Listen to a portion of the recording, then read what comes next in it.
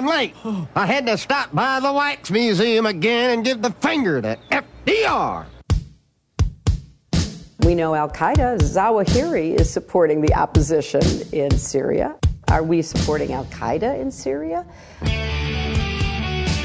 it's a proud day for America. And by God, we've kicked Vietnam syndrome once and for all. Thank you very, very much. I say it again, you've been had. You've been took. You've been hoodwinked. These witnesses are trying to simply deny things that just about everybody else accepts as fact. He came, he saw, he died. Well, we ain't killing their army, but we killing them. We be on CNN like, say our name, bitch, say it 3 times. The meeting of the largest armies in the history of the world. Then there's going to be an invasion. All right, you guys, on the line, I've got the great Mark Thornton. He is a senior fellow at the Ludwig von Mises Institute, Mises.org. And he is the book review editor of the Quarterly Journal of Austrian Economics. And he is the author and or editor of The Economics of Prohibition, Tariffs, Blockades, and Inflation, The Economics of the Civil War, The Quotable Mises, The Bastiat Collection, An Essay on Economic Theory, and The Bastiat Reader.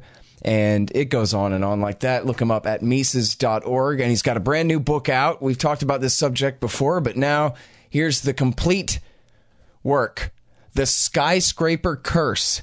And you can buy the book, but you can also just get the EPUB or the PDF or the whichever you want. All the links are right there at Mises.org, The Skyscraper Curse. And I read it over the last couple of days, and it's great. So very happy to have you back on the show. Mark, welcome. How are you, sir?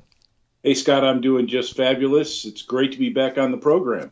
Very happy to have you here. So I think other than the wars, this is the most important thing in the world. And part of what's so important about it is that nobody knows about it except the Austrians. I mean, everyone knows that we lived through the boom and the bust. Everyone knows that sometimes the economy's good and, geez, sometimes it's really bad. And we'll have these bad crashes and this and that. .com's this and housing derivatives and what have you. But only the Austrians have the real explanation for what's wrong with the economy, that it keeps doing this. It ain't just capitalism. It's, well, I'll go ahead and ruin it. It's government-backed artificial bank credit expansion. That is, the money supply. And so that's what this book is about. And you kind of have a novel approach, basically, for explaining this.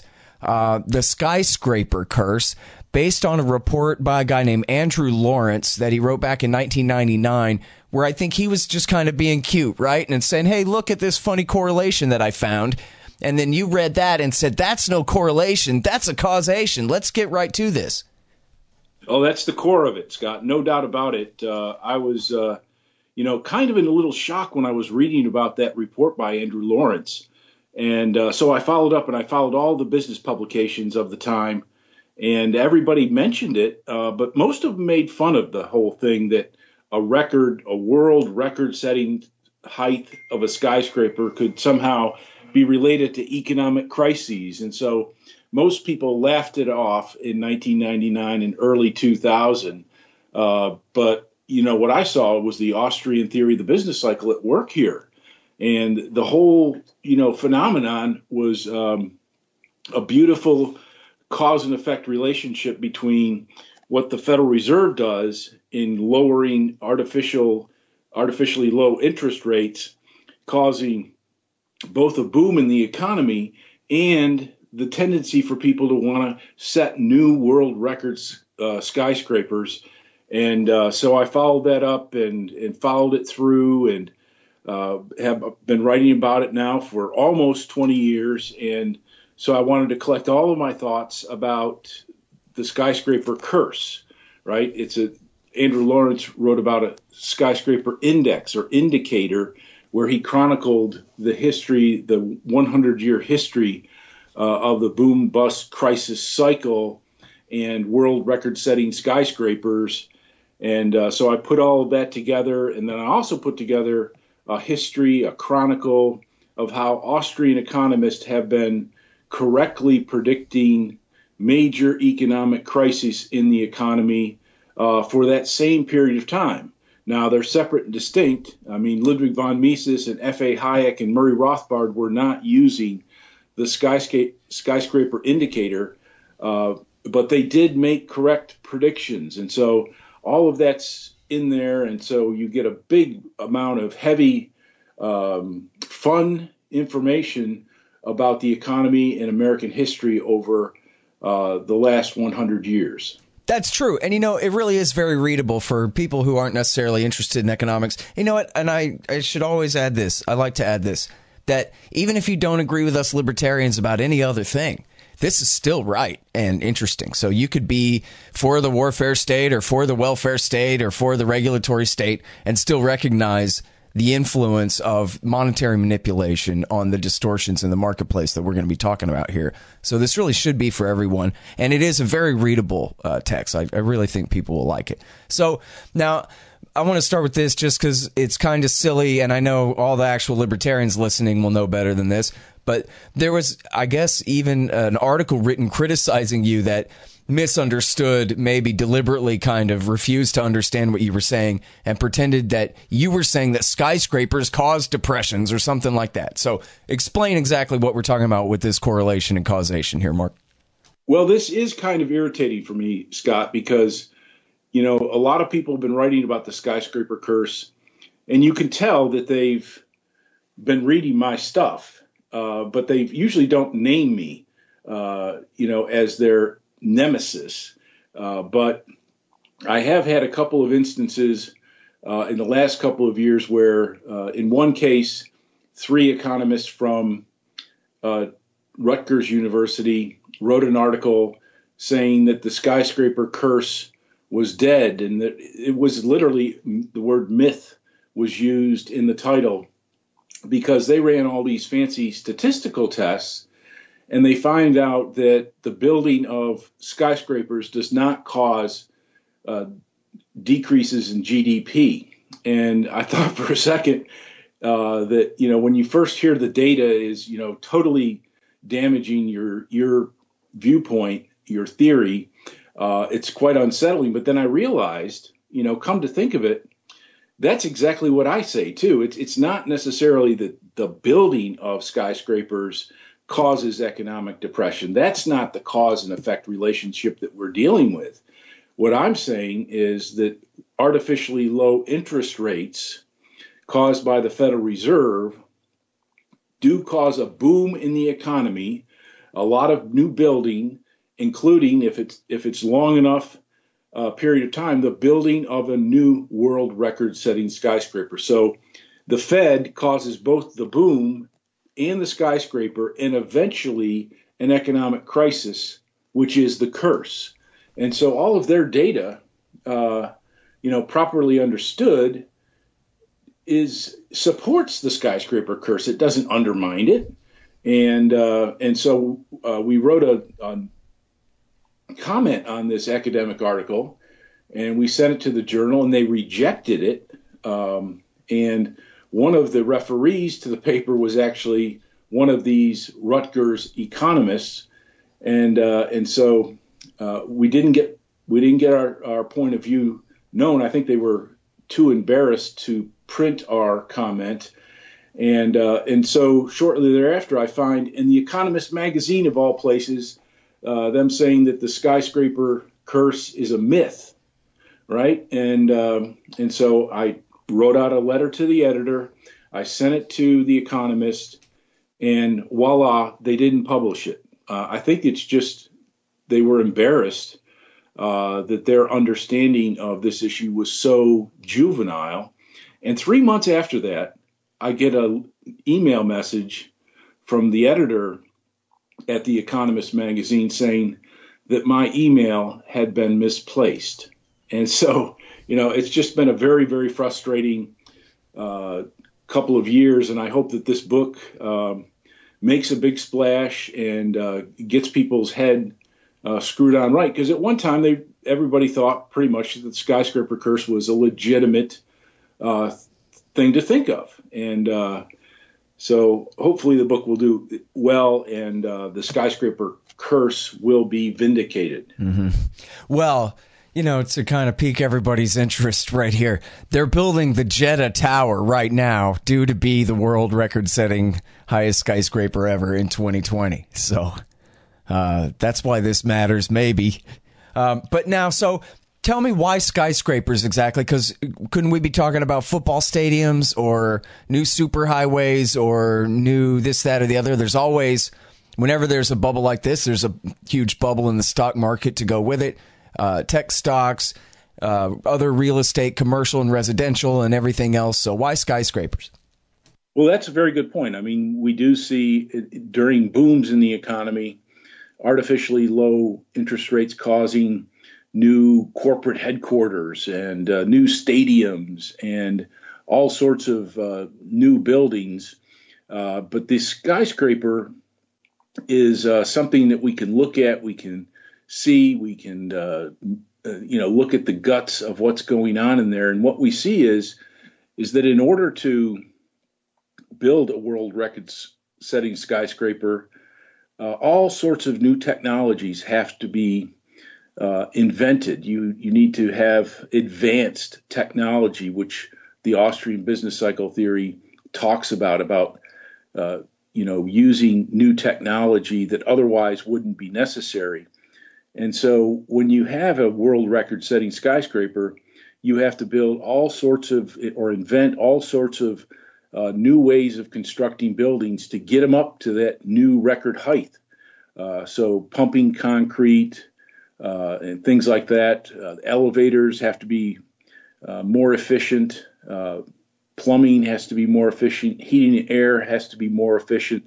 You can't just make the existing systems bigger, because every time you make a system bigger, you take away floor space, and you take away floor space on all 120 stories of the building. And so that's just too inefficient. So it's a natural sort of, but artificially caused creation of all sorts of new technologies. And that's the kind of thing that's going on throughout the economy during the boom phase of the business cycle, is we see all sorts of new things happening, but we don't know if they're natural or artificial. So with the world record-setting skyscraper, we get to see in a microcosm what's going on in the macro economy. And that's why it stands out as the best indicator amongst all those other things that are going on. Mm-hmm.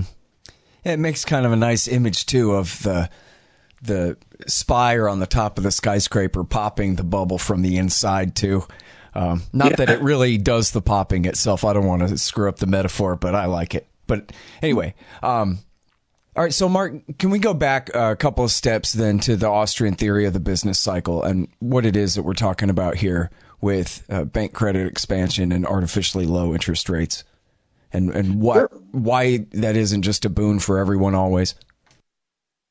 Sure. When the central bank lowers interest rates below what would have occurred in the marketplace had the Fed not been involved, that lower interest rates, it causes two things. It causes people, to want to invest more, and it causes the value of assets throughout the economy to rise. And so bond prices go up, stock prices go up, real estate prices go up, land prices go up. And so it just that automatically creates an encouraging environment for new investment. But because lower interest rates, another thing that they do is that they reduce the amount of discounting we do concerning future revenue. And when we do that, we set entrepreneurs' eyesight on the very long term, because they're not having to discount revenues they expect in year 10 or year 20 or year 30. And so we make people, at least temporarily, looking out for very long-term projects that otherwise would not be viable. People would be looking shorter term. They'd be looking at upkeeping existing assets and so on. And so that's the distortion that the Fed causes in making entrepreneurs and investors look for advanced technologies. And, that's, I think, is the key, because later on in the business cycle, when resources start becoming very scarce and their price starts going up and revenues are less than expected, and some of these projects are revealed to be bad investments. And then entrepreneurs, in the face of higher prices and less revenue, they have to start correcting their past mistakes. And some of the things that are involved there is unemployment, foreclosures, bankruptcies, all of those very unfortunate corrective mechanisms that the market uses to reallocate resources from where they shouldn't have been in the first place to where they should be under current market conditions. And so Austrians have a different view. We see the boom and the bubble as the bad part of the cycle, where the mistakes are actually made.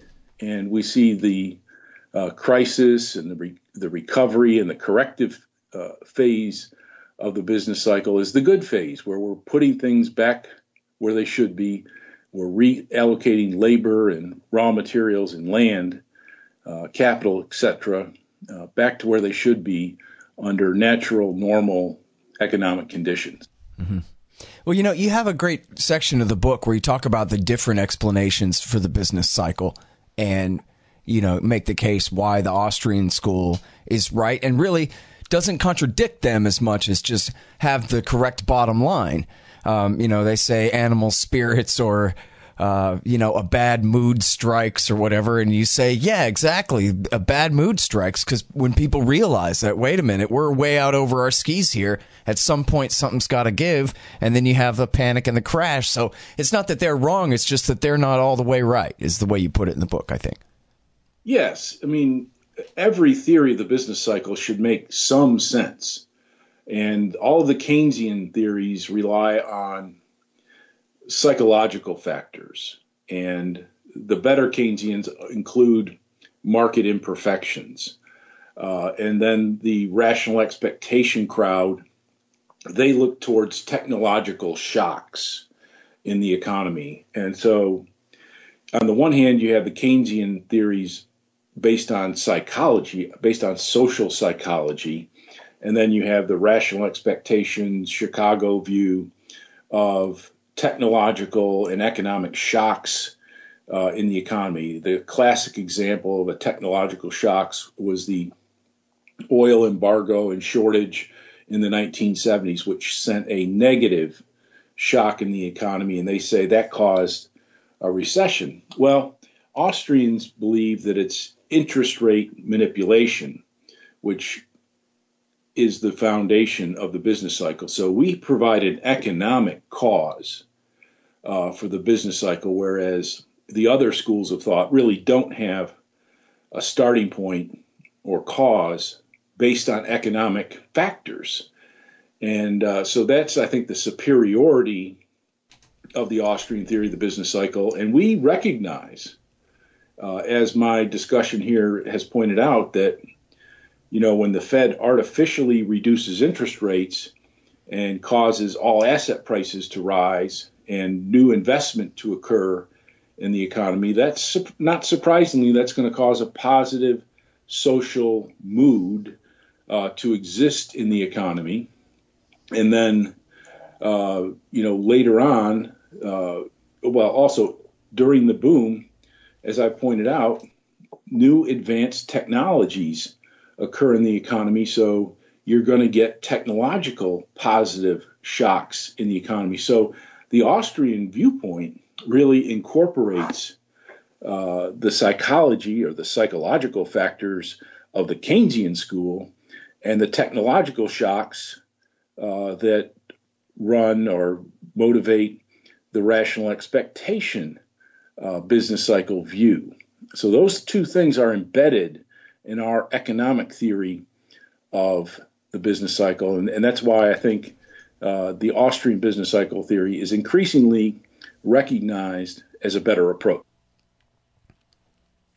All right, you guys, here's how to support the show. First of all, subscribe to the RSS feeds, iTunes, Stitcher, and all of that. All the feeds are available at scotthorton.org and also at libertarianinstitute.org. You can also follow me on youtube.com/Scott Horton Show. And sign up for Patreon. If you do, anybody who signs up for $1 per interview gets 2 free books from Listen and Think Audio. And also, you'll get keys to the new Reddit page, reddit.com/Scott Horton Show. And then if you go to scotthorton.org/donate, $20 will get you the audiobook of Fool's Errand, Time to End the War in Afghanistan. $50 will get you a signed copy of the paperback there. And a $100 donation will get you either a QR code, commodity disc, or a lifetime subscription to Listen and Think Libertarian audiobooks. That's all at scotthorton.org/donate. And also anybody donating $5 or more per month there. If you already are, or if you sign up now, you'll get keys to that new Reddit group as well. Already got about 50 people in there, and it's turning out pretty good. Again, that's reddit.com/Scott Horton Show. If you're already donating or you're a new donor, just email me, scott@scotthorton.org, and I'll get you the keys there.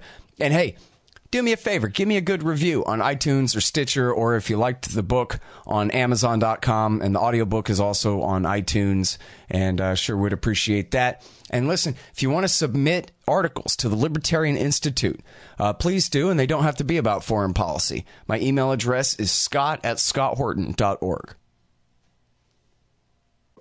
Mm-hmm. All right, now, so I don't know if you count this as part of the boom and the bust, but you make the case here that inequality is in great part due to the severing of the last vestiges of the gold standard by Richard Nixon in 1971.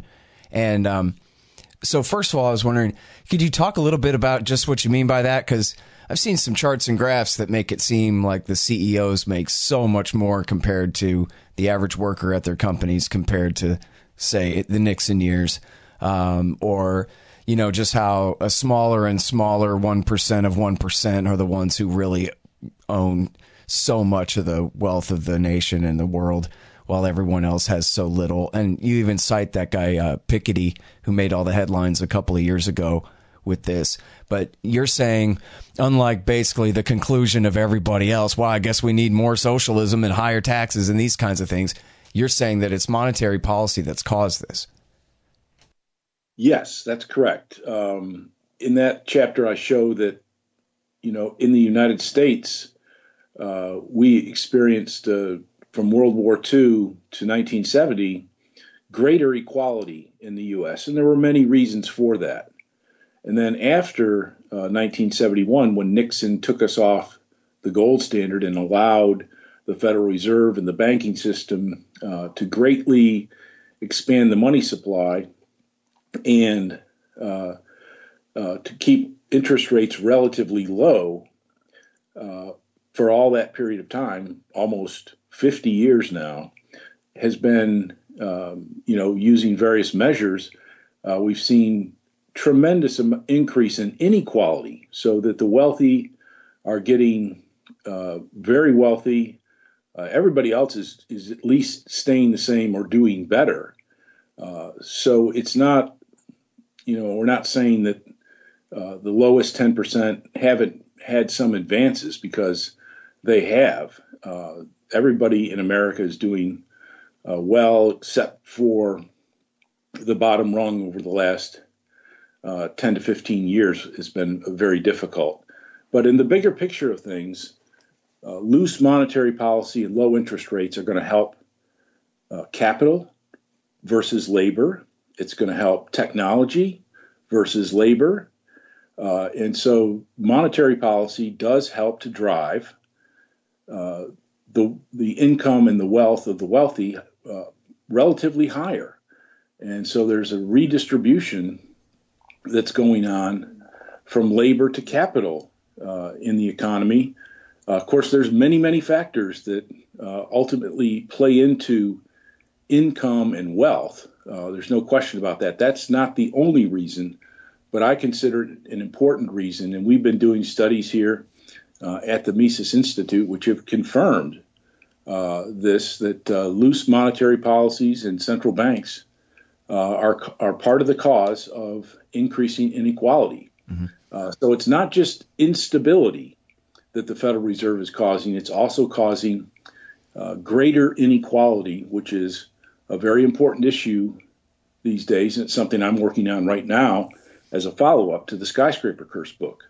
Oh, great. Well, listen, I mean, it's pretty obvious when you have, independent family businesses or what have you that, get the rug pulled out from under them and they can't they can't survive the crash, like in 2008. I mean, you just had failures of so many businesses that were, probably pretty good businesses, but just weren't strong enough to weather that kind of storm. And that kind of thing. So we definitely see that. But is there something else too? It's just about all this, just the free money.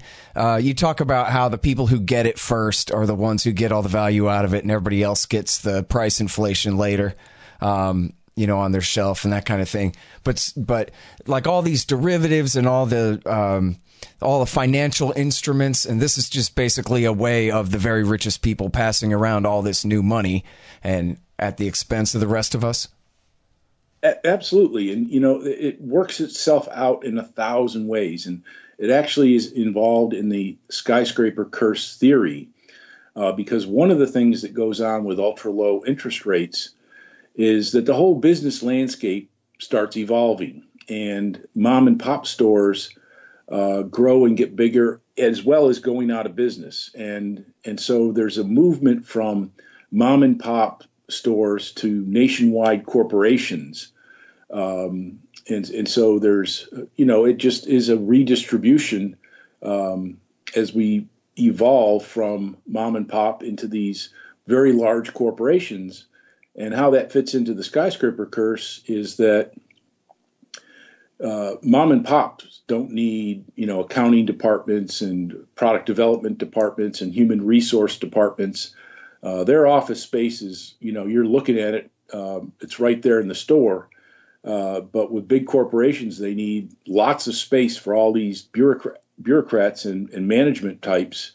And so they need larger accommodations in central business districts. And so that artificially low interest rates and easy monetary policy is promoting or speeding up this process of large corporations. And it also, not surprisingly, encourages mergers and acquisitions so that corporations become ever larger artificially because they can merge and acquire companies with cheap money, cheap credit. And so, like right now, we're going through a mergers and acquisition boom in the economy, just as we have in previous booms over the cycle. All right, now, so let's talk about how right I was, even when I was a kid, about the coming .com crash that I knew was coming. And the reason why is because I read The Creature from Jekyll Island, which, some of the history in there is a little bit suspect, but the economics are sound Misesian, Rothbardian economics, and one of the reasons I knew it was good stuff was because it had your name on the back of it. Wow, this is endorsed by a guy named Mark Thornton at the Ludwig von Mises Institute, whatever that is. Sounds official, cool. And then Willie Nelson was on there too. And it's funny thinking back that it never occurred to me that I kept reading over and over in the footnotes. Professor Rothbard says, I don't know why.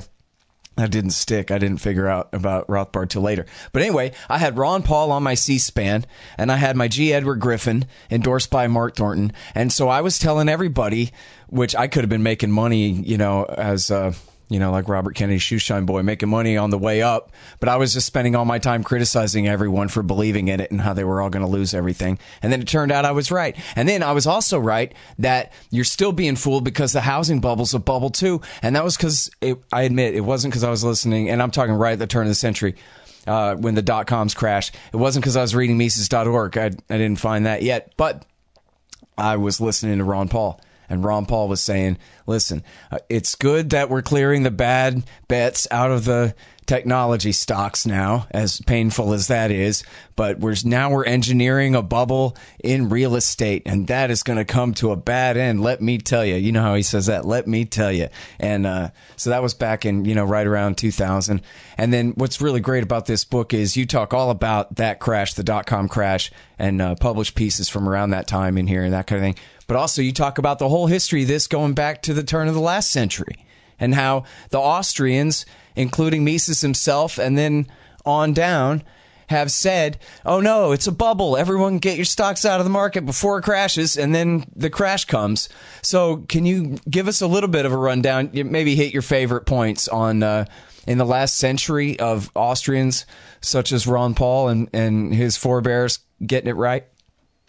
Well, absolutely. And it's very difficult to apply this theory. But one thing you did point out is very important is you see abnormal behavior on the part of people, buying multiple houses, talking about at cocktail parties, talking about stocks rather than family and friends and golf. There's always abnormal behavior that's going on. And so that really very often clues me into where things are going. And I heard all sorts of crazy things about tech stocks in 1999, so it kind of alerts you to the whole fact. But I've gone back in history and I've looked at what Austrians have been saying about the business cycle, and it seems very clear that Mises and F.A. Hayek and some of Mises's friends and students knew that there was a bubble going on in the 1920s, and they in effect predicted it. As a matter of fact, Mises wrote a book published in 1928 where he said that Irving Fisher driven monetary policy in the United States was going to cause a very bad problem for the U.S. and the world economy. And during the 1960s, when the next major bubble in the economy, where the Keynesians were taking credit for permanently solving the business cycle, well, Henry Hazlitt was writing article after article about the misguided monetary policy of the Federal Reserve, as well as many other bad policies. And Mises himself, even though he was very old and retired and not too much longer for this world, was out giving public lectures saying that the Fed monetary policy is going to cause a major problem, that it's going to bring down the Bretton Woods gold standard. And he was right. The 1970s to 1982 was one of the worst economic times in American history. And we did go off the gold standard in 1971. And Murray Rothbard was out writing about in-depth monetary policy, about what the Fed was doing, accurately predicting what was going to happen in the economy. And he actually published a small pamphlet on the causes and cure of the business cycle in 1969, which is the shortest, best explanation for the Austrian business cycle theory. And he was doing it right before the stagflation of the 1970s set in. And it was a terrible time for America. That whole period was, going off the gold standard, high inflation, high unemployment, the oil problems, Watergate, Vietnam. You just go down the list, and it was just a terrible economic period. And then, of course, if you come closer to the present, I have an article which is embedded in this book where I show that dozens of Austrian economists were predicting that the tech stock bubble and bust. I'd say probably 30 or 35 Austrians, including Ron Paul, including Lou Rockwell, many financial economists that were Austrians. It was a lengthy list, and everybody else in the economy was saying, this is, this technological revolution is never going to stop. And people started worrying about the end of work. What would we do? What would we do if this continues? What jobs would be left? That was their main concern. Or Austrians were concerned about monetary policy and the huge bubble that was being created. And then, of course, with the housing bubble, most recently, I also list, and quote at great length many Austrian economists who saw the housing bubble as early as 2003. We had people writing about it on Mises.org. I published something in February of 2004 and June of 2004. Well, this was still a time when everybody was saying you can't lose money in real estate. Housing prices always rise. And you had, luxury game day condominiums being built in Auburn, where people would buy a $250,000 condo for the purpose of seeing 6 Auburn University football games per year. Ludicrous behavior, and also just obviously booming conditions. And the Austrians were calling it, Ron Paul called it very early. I mean, he saw this problem developing before we even had credit default swaps and mortgage-backed securities. So that was a very long bubble. It was the only time real estate prices didn't fall was in the tech bust in 2001. Real estate went right through that and continued to rise. And it got to the point where people thought that housing prices really never do go down. But I list, most of our senior faculty here at the Mises Institute, several of our affiliated scholars were writing in these early years. And remember, Peter Schiff, who is Austrian financial advisor and one of the more famous predictors, he didn't really start talking about this until 2006. And, we were definitely aware of what was going on. We can't actually predict timing and magnitude of these bubbles and these busts, but we know that they're going on, and we know that there's a possibility of an economic crisis emerging any second. And so it may not be a matter of timing and magnitude that Austrians bring to the table, but we can at least tell people about, how cautious you should be and what you should expect over the long run, so that you can go to a financial advisor and say, I'm concerned about this, and I want my assets properly positioned, your mortgage, your retirement funds, etc. And so that's what we bring to the table, and I think it's a very helpful thing. And of course, right now, Austrian economists are concerned about the bubble in the economy. We have been concerned for quite some time. An economic crisis has been possible now for several years, and it probably isn't going to be much longer until we're going to start to see the next economic crisis emerging. You know what, Mark? So back right after the last crash, when they started all this QE, this, that, and the other thing, they basically created enough money to make the banks that were all failing whole. But then they came up with this new gimmick where the Fed would pay the banks whatever interest rate exactly, a little bit above market, to keep a lot of that new money on the books at the Fed instead of loaning it out, because they were afraid of the inflation that would cause.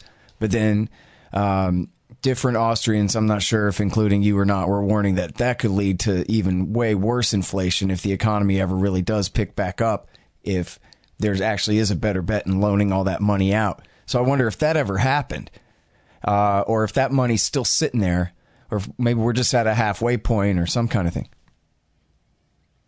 Well, yes. I mean, they've used many types of unnatural, untried monetary policies that have helped keep the market going and booming at the same time, because they never really did let all of the problems resolve themselves from the housing bubble problem. They papered over with cheap credit. They bought up the mortgages and the troubled assets that the banks had. That's where the unused bank reserves come from. And they bought up a bunch of government bonds to suppress interest rates so that zombie corporations could continue to operate without having to worry about paying down or paying off the debt that they acquired. They can even get more debt. They can add to their debt under these conditions. And so instead of letting the previous problem resolve itself, they stepped right in and they pressed on the gas, interest rates down to zero, buying up the mortgage-backed securities from the banks, giving them all of these excess reserves, and then paying them money just for holding those excess reserves on their Fed accounts. And so I liken this to a patient in a hospital concerning the banking and financial industries, where the patient is given an IV, the patient is put on oxygen, and the patient is injected with morphine. Yes, the patient feels perfectly fine, but is that the proper approach to resolving the problems in the economy? And I just don't think so. I think that you have to allow things like unemployment and bankruptcy to occur to get resources reallocated.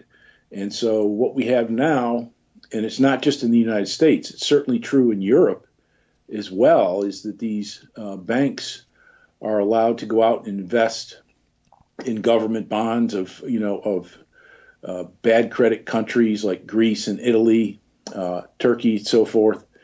And they're just extending in the problem in time, and they're expanding the problem in its size and magnitude. So I don't think it's a good approach at all. I think it's a very dangerous approach, by the way. We've only, made these poor quality credit countries and companies continue not only to exist, but actually to expand rather than contracting. So I think it's a very wrong-headed and dangerous approach. Mm-hmm. Well, so right now Trump is cutting taxes and I guess to some degree deregulating. I don't know how much, but those are both kind of stimulative actions. And then for what it's worth, there's a lot of military Keynesianism pushing these arms factories forward and this kind of thing. So those are all expansionist policies, at least in the short run there. But then I also saw in one of these shows that they're really starting to raise the federal funds rate.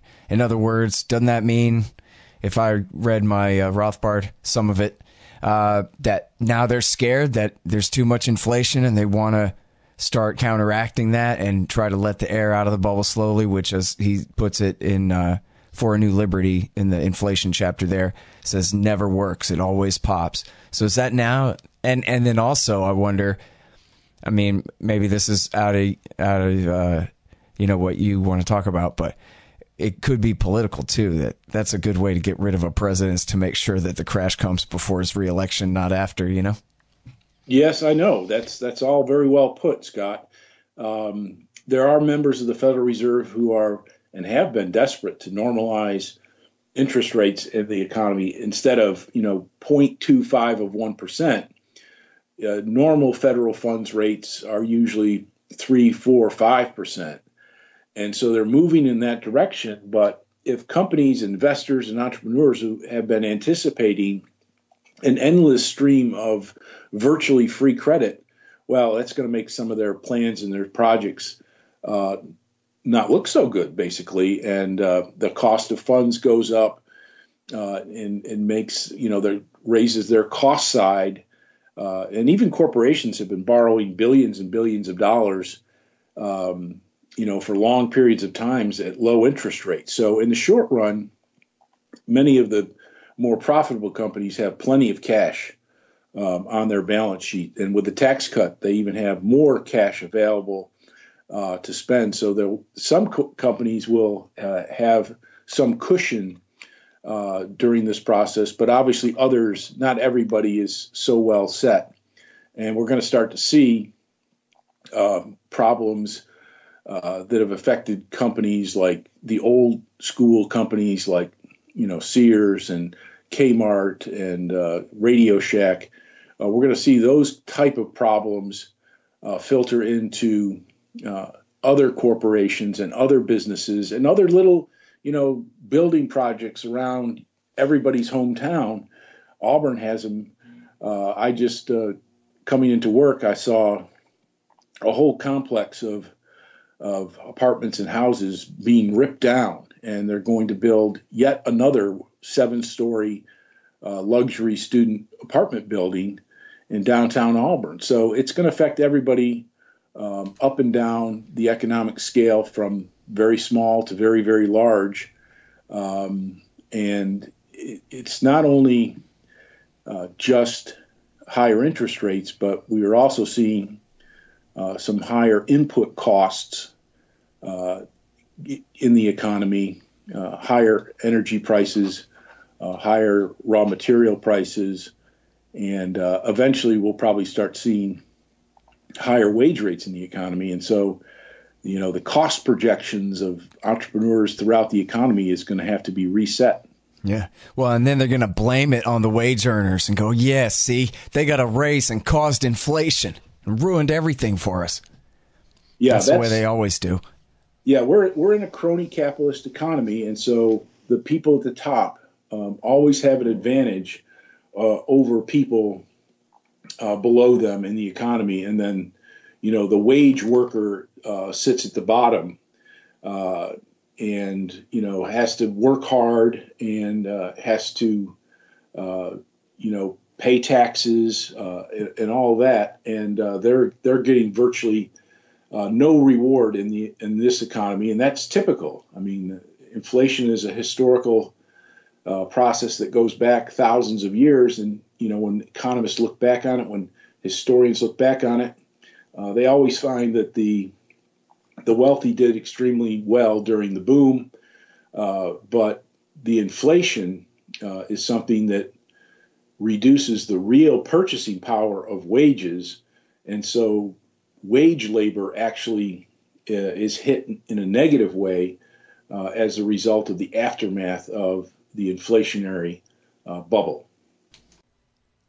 The Scott Horton Show is brought to you by books, particularly Kesslin Runs, a new dystopian novel about the very near future by the great Charles Featherstone. Kesslin Runs. Also, No Dev, No Ops, No IT by Hussein Badakhshani, and The War State by Mike Swanson, about the rise of the military-industrial complex in America after World War II. He also gives great investment advice at wallstreetwindow.com. And when you follow his advice, you'll want to get some precious metals, gold and silver and etc. from Roberts & Roberts Brokerage Inc. That's at rrbi.co.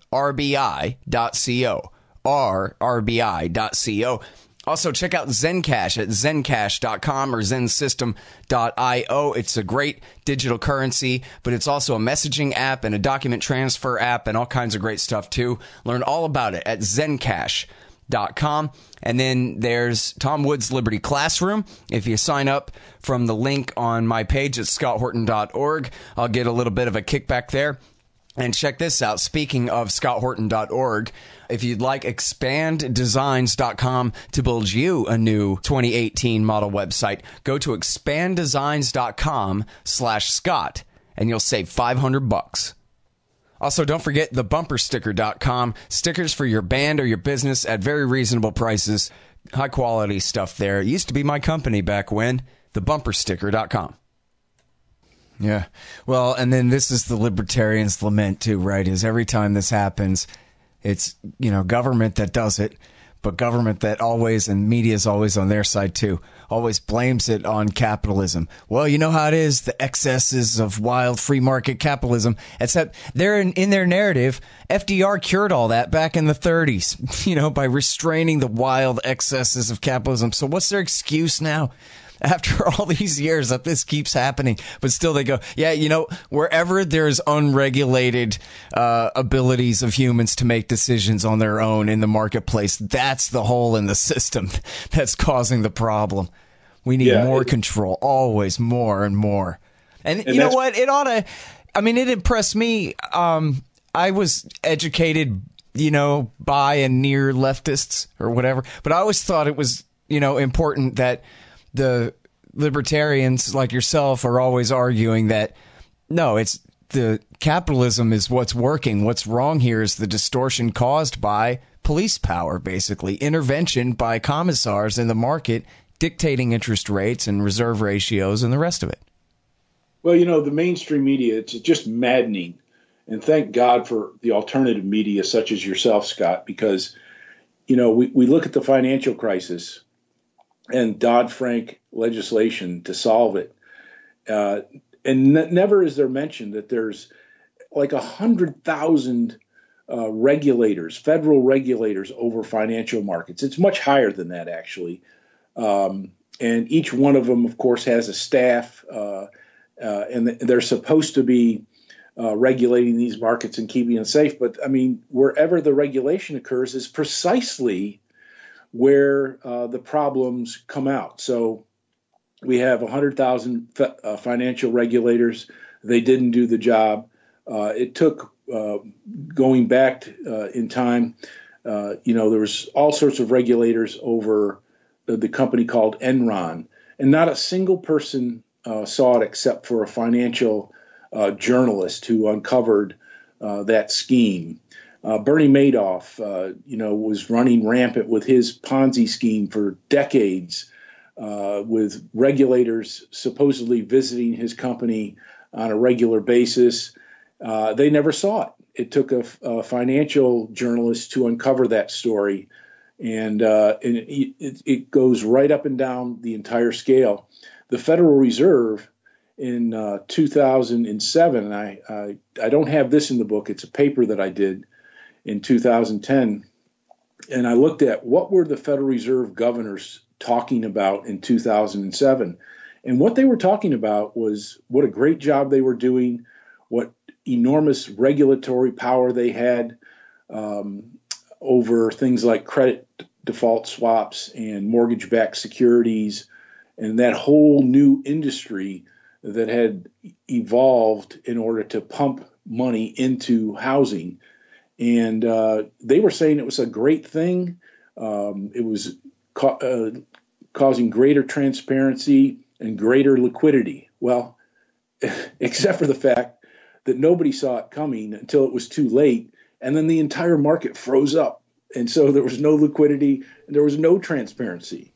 It was just another regulatory screw up. And the same thing is true with the British Petroleum oil rig in the Gulf of Mexico. That was supposedly incredibly well regulated, only it wasn't. And they didn't. The mainstream media never said anything about the fact that if it wasn't for regulation, companies like British Petroleum would not be drilling in such dangerous areas. They would be drilling in safer areas where oil could be contained. But it was the regulations that forced them out deeper to sea. So regulation is very often the cause of some of the worst excesses in the economy. And, I like pointing this out, too, because, maybe people would misunderstand or would presume otherwise. But I think it's a great example when you have an actual Austrian economist, Ron Paul, in the House of Representatives back when he was in there. In the late 90s, when they voted to repeal the Glass-Steagall Act, which is something that was left over from the New Deal that said that, regular depositors, the bank can't gamble with their money in risky stocks and this kind of thing. They have to keep that separate. That was at least one of the provisions in there. And they repealed that. Bill Clinton and Newt Gingrich and them repealed that in the late 90s. And Ron Paul voted against that repeal. And he said, listen, I'm not a fan of this regulation. But as long as we have this inflationary money system with this boom and bust and all this, all the things that come with our Federal Reserve System, then this needs to stay in place as an important protection for customers and consumers and whatever, and blah, blah, which just goes to show, because people I know think, even conservatives and liberals probably both would think that libertarianism and this kind of radical free market take is somehow just cover for corporations to get away with murder or whatever, when really the point is that the current system is what helps them to get away with murder.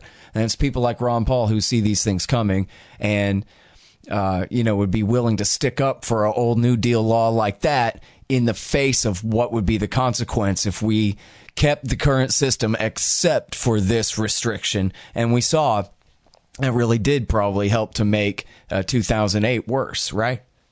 Oh, yes, absolutely. It's always been known for hundreds of years that central banking creates a moral hazard, which means that people, investors, bankers will take excessive risk because they're not really using their own money. They're using other people's money. This is widely known. It was discussed when they were writing the legislation to establish the Federal Reserve, and then that was reinforced with the Great Depression. That's why they created Glass-Steagall to make it more so that bankers were using their own money rather than their depositors or relying on bailouts from the Federal Reserve. And so this is something we've known all along, and only in recent times has that wisdom been forgotten. And I would oppose abolishing Glass-Steagall unless you set banking on a normal market-based environment where bankers have to only lend their own money, their own capital. And if that's the case, where they can't really borrow their depositors' money interest-free, that money would have to be set aside and in a secure place. And then bankers could only lend their own money or lend the money that they raised from issuing bonds. In that case, you can, in effect, not need Glass-Steagall legislation, but Glass-Steagall legislation reduced the moral hazard of central banking with basically, where bankers get to have access to their depositors' money and can use it. Yeah. All right. Now, so let's get back to the skyscrapers for a second here.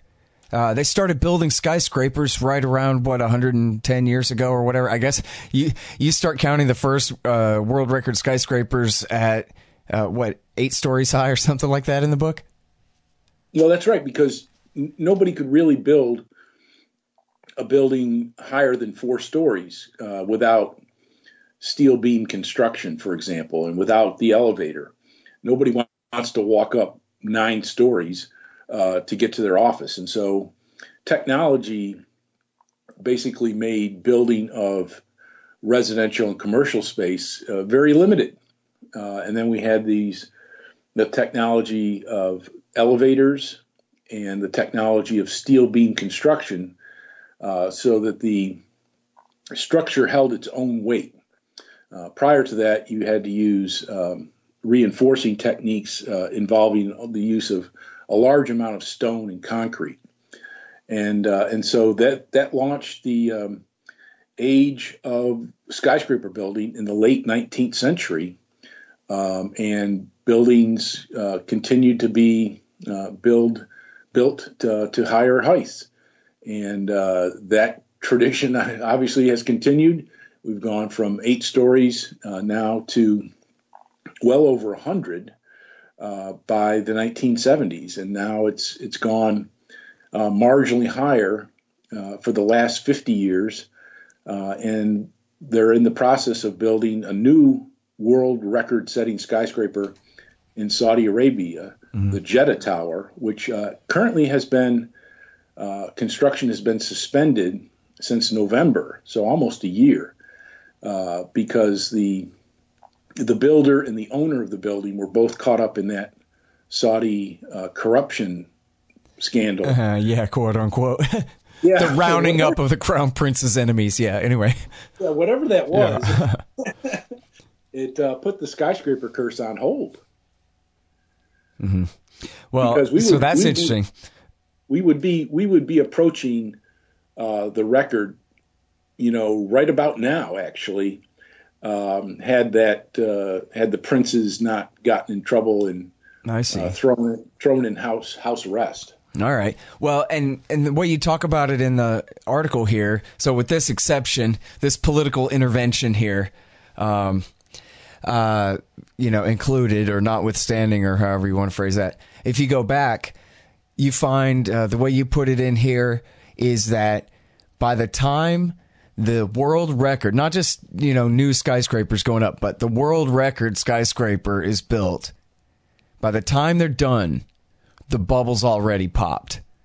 And it's always kind of a half-hearted celebration at the grand opening, I guess, because they know they're only going to be able to fill the thing halfway and everything is on a big downturn. Is that right? And that's going back since the advent of the elevator. Yes, and it varies from episode to episode, but the last episode nailed it exactly. The Dubai Tower in the United Arab Emirates, it set the record in 2007. They got up to that height of livable space. The building was not complete. It was not open to the public. It took a long time to actually fully complete the building. But in mid-2007, everything was great. Markets were at record highs. Unemployment was at record lows. Everybody was making money. And so when you call the skyscraper curse into effect at that time, you're looking pretty bad. But by the time the building opened, the builders had to get a $10 billion subsidy to keep the government running. And to complete the building had to be renamed for the cousin who lent the money. And it opened in January of 2010. Dubai was bankrupt, basically, and the world economy was in chaos. And so I guess under normal conditions, the skyscraper curse is kind of like a leading indicator. And what I'm worried about with these delays is that it's going to be very much a lagging indicator. Yeah, well, it's interesting, too, and it's in the book. We don't have to go through all this, but you explain in the book, too, why the low interest rates, how they distort the real estate markets and not just make it easier for somebody to want to do this, to be able to start a project like this, but also how, the economics on the ground for, driving up prices of land and all that, push everybody toward the city center. And not only that, but into smaller and smaller parcels of land. So you got to build higher and higher and all that too. So, yeah, we try to make, short chapters to explain complex economic activity in very simple ways. And then there are some larger chapters where I go through in detail, what everybody was saying about the Great Depression or what everybody was saying about the boom of the 1960s and 70s or about the tech bubble. And so it's a fairly short book with mostly short chapters. And then a few, in a few cases where I try to provide a comprehensive treatment of the Austrians who were right and the mainstream economists who got things usually very, very wrong. Yeah. Well, it's embarrassing for them and it's horrible for everyone. But you know what? So here's the deal. If I had I Dream of Jeannie and I just asked her to get rid of the central bank and get rid of all these regulations and have it your way, what would that be? And how much of a change would it be from the current system? Well, I think it would be a fairly radical change in the system. People wouldn't notice the radical change that much. There'd obviously be a huge correction in the short run.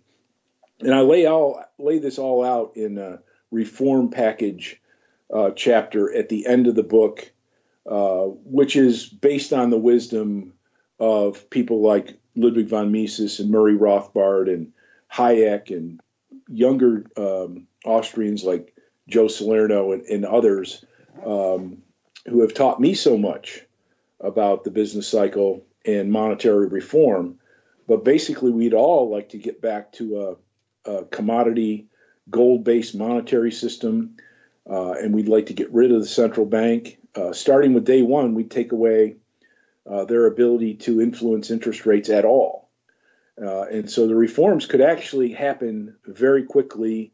And if it's done in a comprehensive way, it would lead to a great strengthening of the U.S. economy, and it would be not only stronger but it would be much more stable, and ultimately it would be much fairer.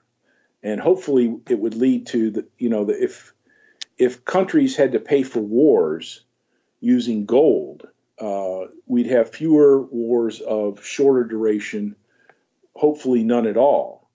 But when countries can pay for money for wars just by printing up money, you get to a situation like we have in the United States, where we're seemingly at war, or at least stationing troops all around the globe. It's very much exactly like the Roman Empire, which essentially conquered the world in a certain sense, and then had to maintain troops and engage in battles all around the periphery of that empire. And that's where we are here today. So hopefully not only would monetary reform straighten out and strengthen our economy, but most important of all, it would greatly curtail and hopefully end war as we know it.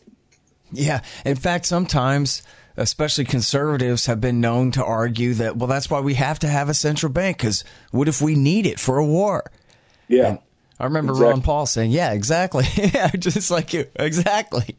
That's exactly why not to have one. So making our case for us here.